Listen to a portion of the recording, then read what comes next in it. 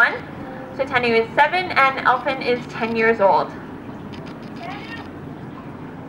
We're not really sure what happened to their mothers in the ocean, but luckily we were able to step in and provide the care for them that made them able to turn into the sea otters that you see in front of them today.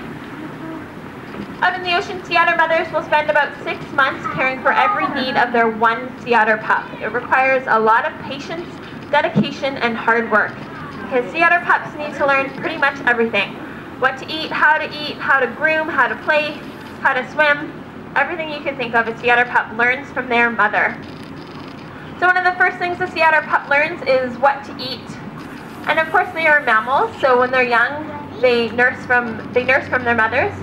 But as Tanu and Elfin didn't have a mother to nurse from, we actually fed them a milk mixture from a baby bottle. And as they grow older, they eat other things. They're different from the other mammals in that fish isn't a huge part of their diet. So Tanu, Elfin, and Emil are getting some fish from their food today, but can you spot anything else that they've been eating? They will eat crab, yeah. And shellfish is a huge part of their diet. They are getting a different type of shellfish. Anyone else got guesses?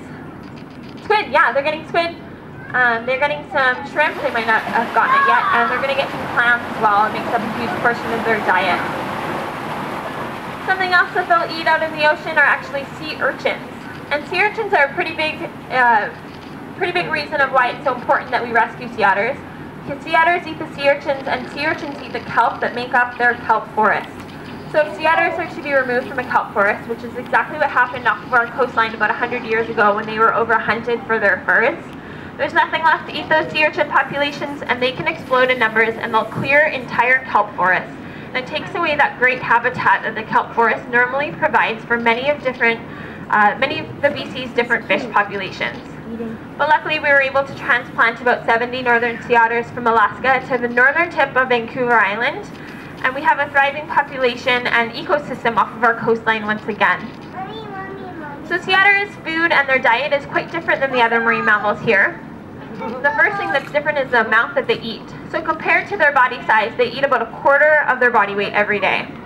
So to put that in human terms for you, let's say you weighed 100 pounds and you'd be eating 100 1/4-pound hamburgers every day.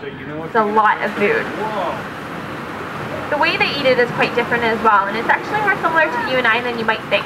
If you look really closely, you'll see that they are chewing all their food. And that may not seem that interesting because of course so do we, but all the other marine mammals here swallow their food whole, so it's a unique trait to sea otters. And they'll also use tools, kind of like you and I would. We might use a knife, spoon, or fork to eat our food. These guys will use rocks as a tool. They can use that rock about 45 times in 15 seconds to crack open shells or dislodge invertebrates from rock faces. They're definitely naturally destructive animals, and it's pretty amazing and somewhat terrifying to watch at the same time. And if you see near their armpits, you'll see that they all have deep folds of skin there. And these folds form pockets, which they use to store items like rocks or food for safekeeping. So if you watch them throughout the feed, you might spot them store some food in there. What does it feel like? Another tool that mothers will use with their sea otter pups out in the ocean is something that you might be able to call a sea otter or seaweed seatbelt, sorry. And what that means is essentially a mother will wrap